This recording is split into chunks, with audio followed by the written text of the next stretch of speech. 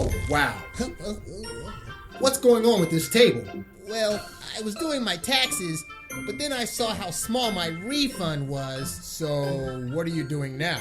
I'm giving up on my taxes. I've worked and I've worked, but I've just got to pay too much. I tried withholding more, but then the government just holds my money all year. I tried not making as much money, but that didn't work either.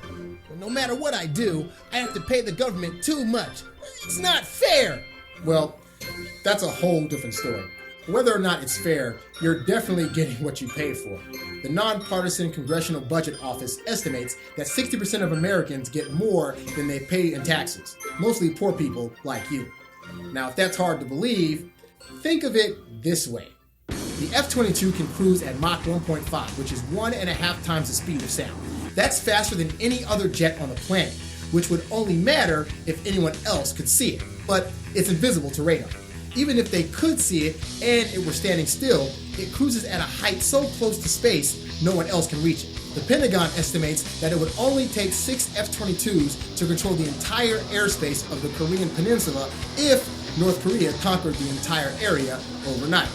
Yet, we have 195 of them. That means we could control the airspace of 32 Korean peninsulas. Surprisingly, that plane is no longer considered good enough according to the US military. Our new fighter, the F-35, can take off from anywhere, including straight up without a runway or off of aircraft carriers. Each of these carriers, equipped with our superplanes, travels in a carrier strike group. We have 10 strike groups, each of which is as powerful as any other country's entire navy.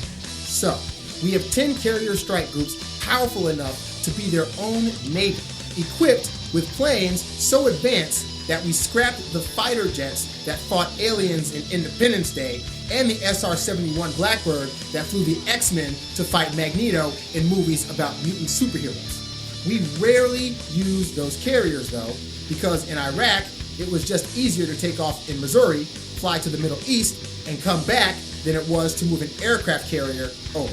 Your tax dollars are buying science fiction. Science fiction is expensive.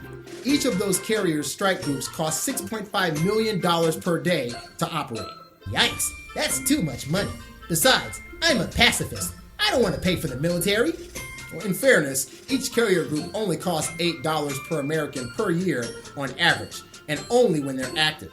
But military spending isn't just about war. In fact, the military also created GPS and the internet. Although, if you don't want to pay for the military, you don't have to.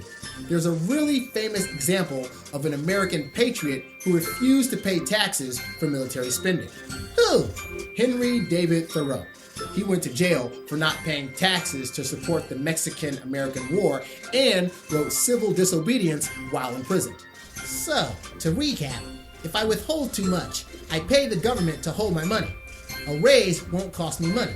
Since I'm poor, I pay a smaller percentage of my smaller income than rich people pay out of their bigger income. And I probably get more from taxes than I pay in it. I have to pay for the military to build sci-fi planes for superheroes because I like the internet? Now you've got it. And if I don't pay my taxes, I'll go to jail and write the most important work of American political philosophy since the founders? That doesn't sound so bad. Maybe we should just take a break for today.